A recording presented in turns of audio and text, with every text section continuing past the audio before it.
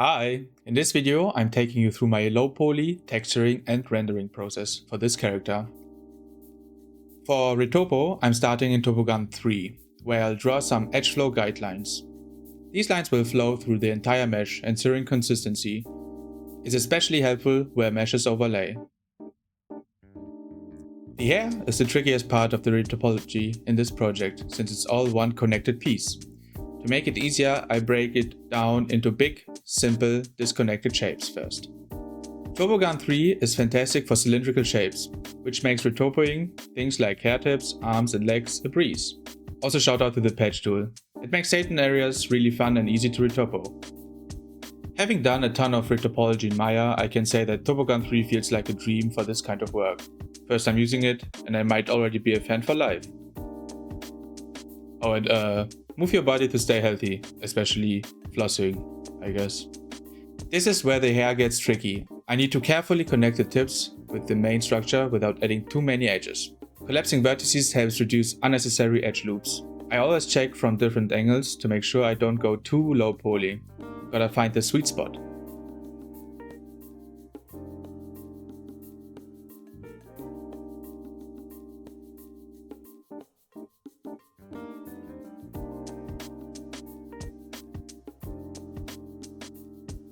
This one hair strand is super simple since it's just a cylinder shape.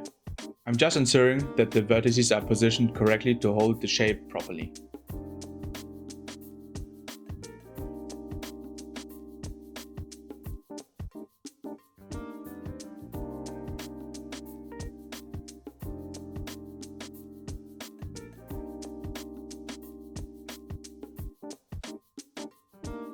I often reuse the low subdivision of my Highpoly as a starting point for my Lowpoly. It's a good base, but I can optimize it further.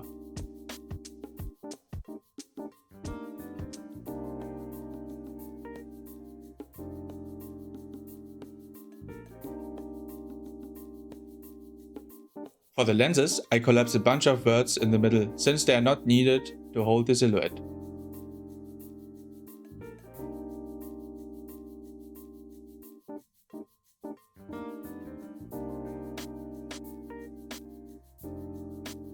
Teeth are always fun to retopo, because the low poly is just a half donut shape, which doesn't look like teeth at all.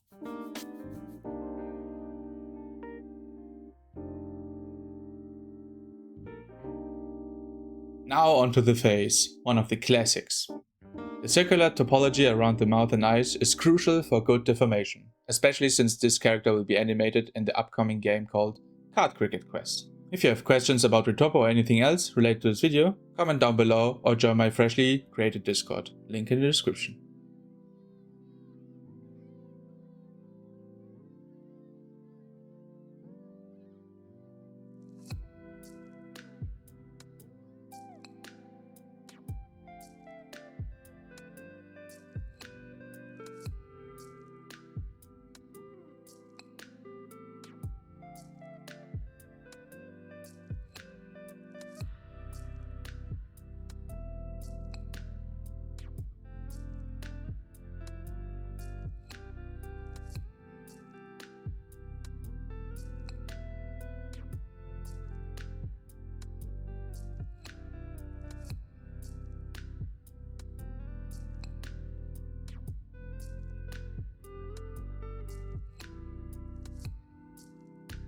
I just love this bridge tool.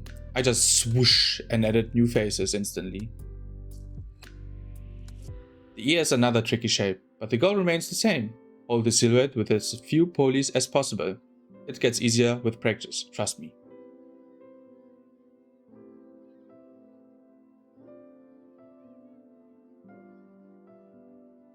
Here is the patch tool in action, so satisfying to use.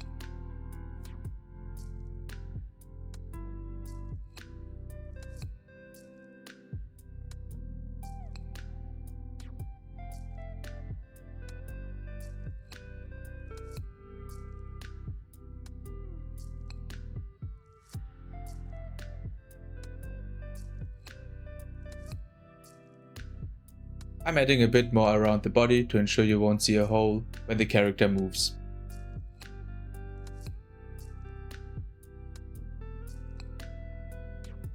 The The arm is just a cylinder, so easy work here.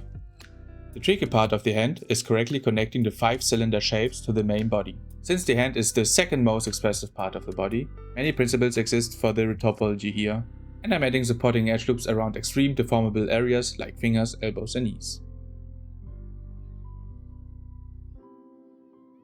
For the pants, I start again with a simple cylindrical shape, and then I manually cut where needed to preserve the silhouette. Some folds here create exciting shapes and I don't want to lose the silhouette here.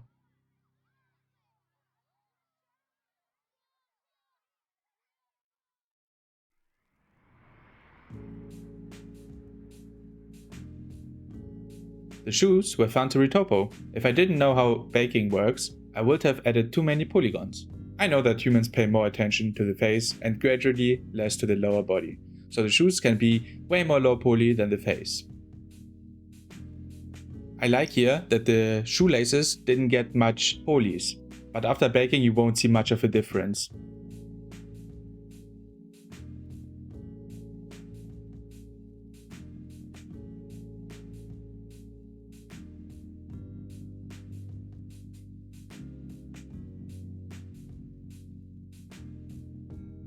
The gloves are a simpler version of the hands. Since these types of gloves don't differ much, I can keep the retopo relatively simple.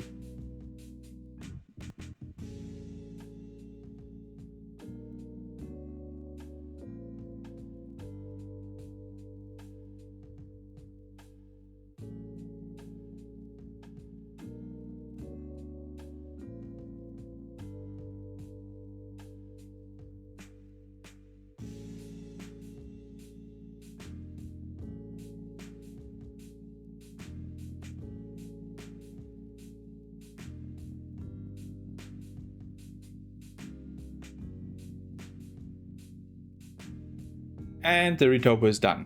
Now off to Rism UV. To Rism all the UVs? Does it work? For a clean unwrap, I minimize the number of UV cuts and hide them strategically to avoid visible seams. For the hair tips, I tried not cutting them, but the red indicators told me otherwise. Better safe than sorry.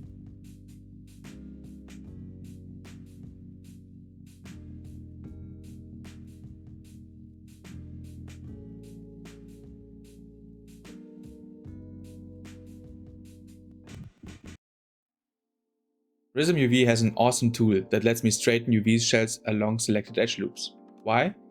Because straight UVs save texture space, which means higher resolution textures. Oh, and lesson learned here. Next time I'll model the face protection as separate cylindrical pieces. And wrapping it as one mesh was a nightmare.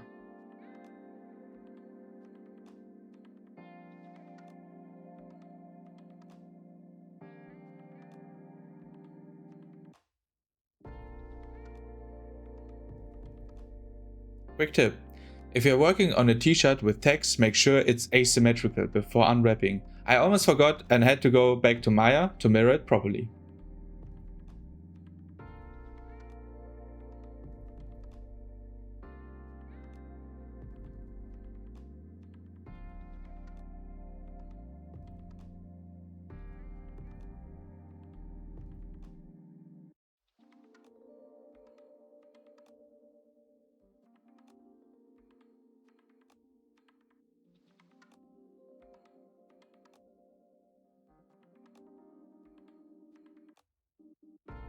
If the arm is correctly retopoed, you can unwrap it with 3 edge loop cuts. So satisfying.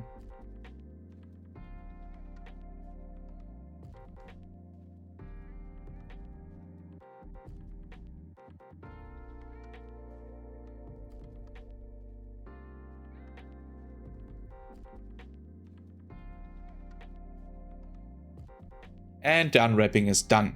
Now I rename everything with _low to match the _high files from the last video. This makes baking later way easier. And by the way, don't forget to like this video. Thanks!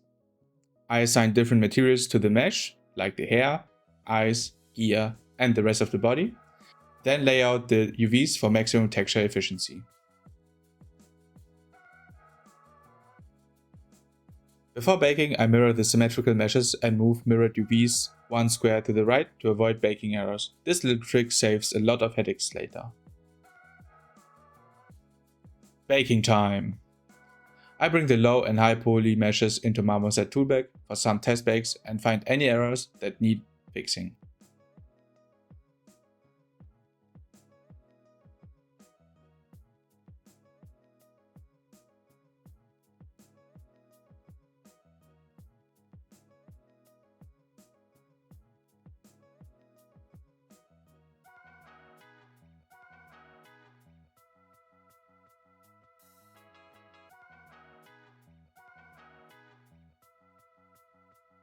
Turntables also help me to see the model from all angles, making it easier to spot any problems. After verifying that there are no baking errors in Marmoset, I move to Substance Painter for texturing.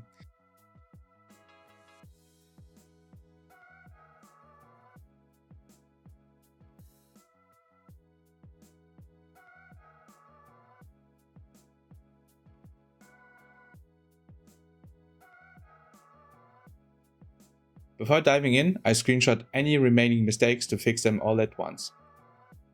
And pro tip, hard edges always need a UV cut. Soft edges? Your choice, but 90-degree angles must be hard edges, or we'll have shading and baking issues. This isn't a rigid rule, I like to test it for its validity.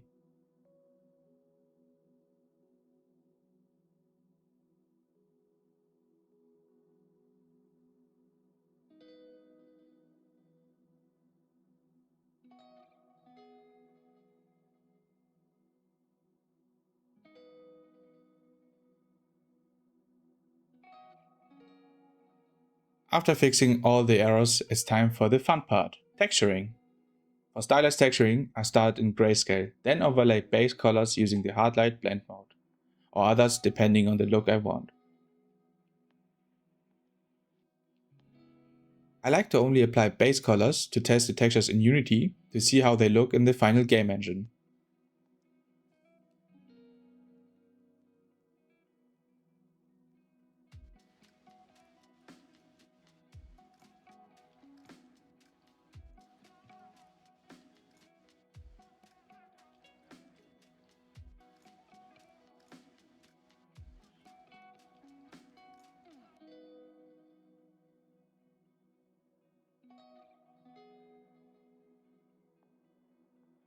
My client also wants a marmoset scene for marketing materials, so I render the final shots there.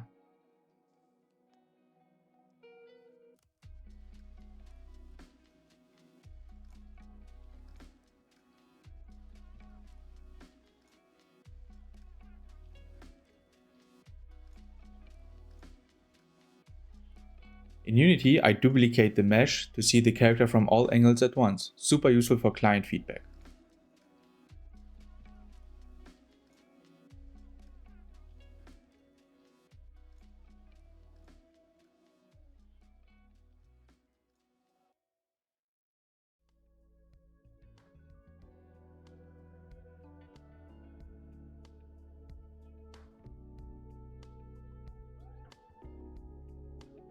Once the base colors are in, I refine smaller details. I could have used a material ID to speed up this process, but I kinda wanted to test my pen stroke precision here. Thanks past mark, I guess.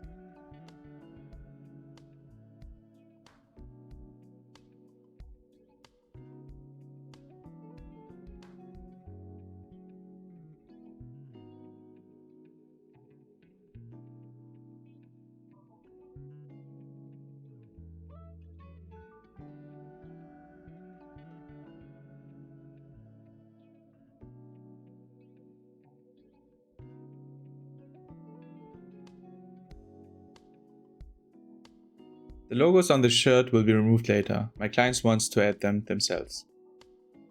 And remember why I wanted to keep it asymmetrical? That's why.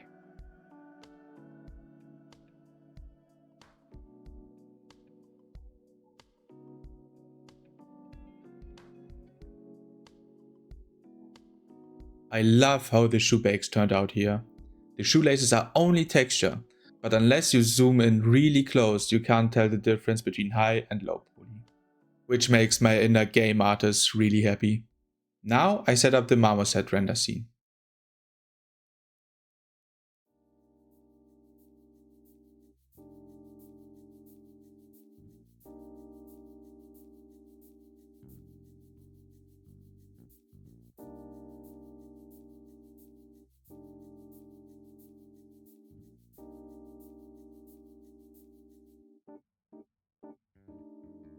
I start with an HDRI as a key light.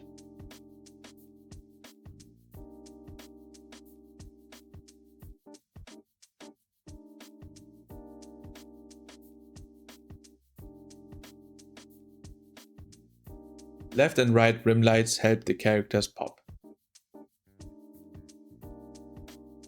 And then a fill light on the other side of the key light.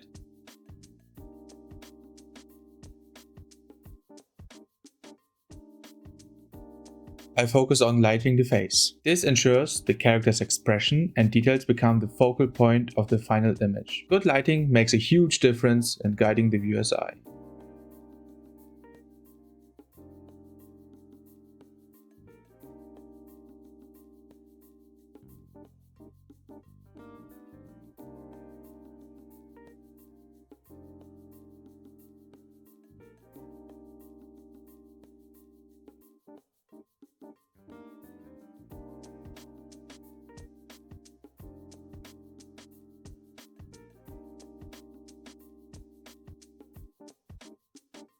Of course, I always love doing a before and after comparison. It's the best way to see how much the render has improved, and honestly, it's super satisfying. The base colors are set and looking solid, so now it's time to add final details, starting with the eyes. Arguably the most important part of the face. For a more lifelike effect, I make the lower part of the pupil brighter and the upper part darker. This makes sense, because light naturally hits the lower section more than the upper. A small touch, but it adds so much more depth. I really like to pay more attention on the skin, because if the skin just uses base colors, the character might look a bit not so alive. So I add red on bulky, fleshy areas, blue on shaved regions and not so bulgy areas, and yellow on bony landmarks. This subtle detail makes the skin look more alive.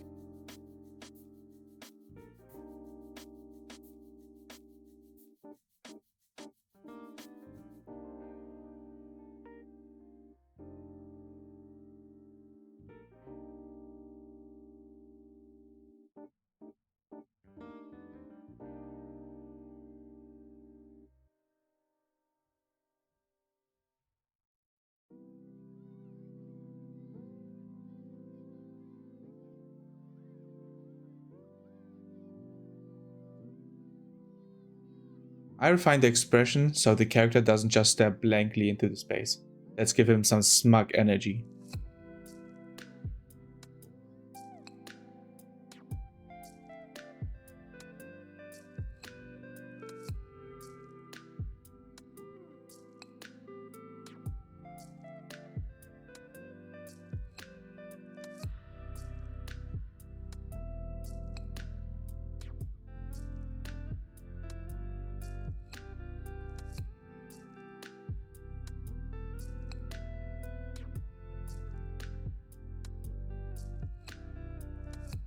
I love using generators to add extra details.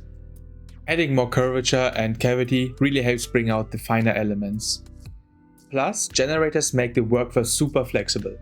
If I need to tweak the Highpoly and rebake, the generators automatically adapt. No manual repainting needed.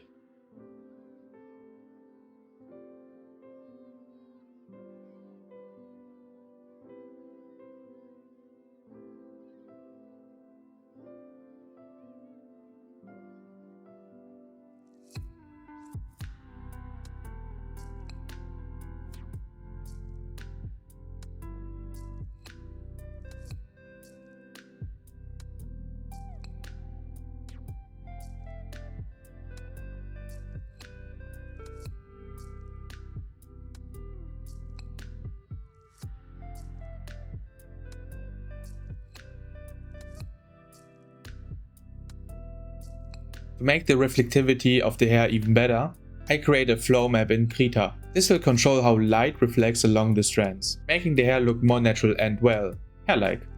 It's subtle but a powerful effect. Now it's time to refine the post-processing effects. No strict formula here, I just experiment and tweak things until it feels right. I like keeping my creative process open because sometimes unexpected adjustments lead to huge improvements.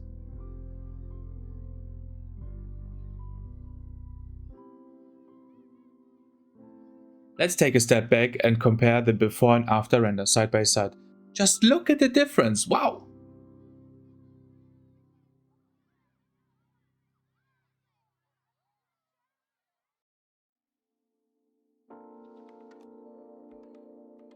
Oh, and one last touch. I hand paint some individual hair strands to enhance the hairy texture even further. It's all about those final tiny details that bring everything together.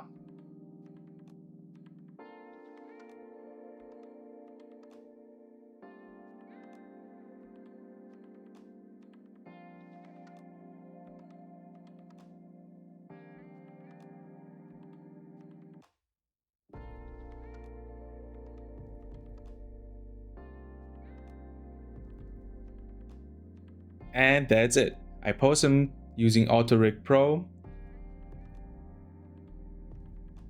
adjust the weight paint,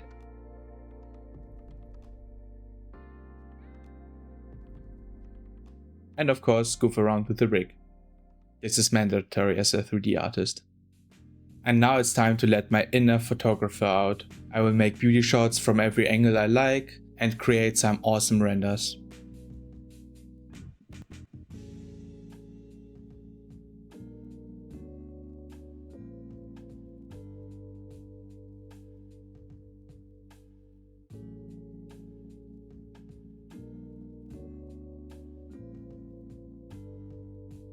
And of course, let's not forget to render the MVP, the Highpoly. Woo! Give it a round of applause. Woo! Carried the whole project. Well, not the whole project. I carried the project, but you know what I mean.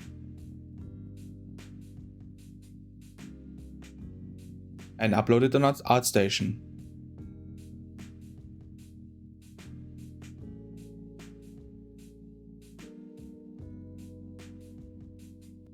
And done. Thank you for watching. Don't forget to like if you want to see similar videos like mine. Subscribe so you don't miss my next game ready character. And comment down below with your thoughts. And of course, don't forget to join my new Discord. Let's see where this adventure takes us. Bye!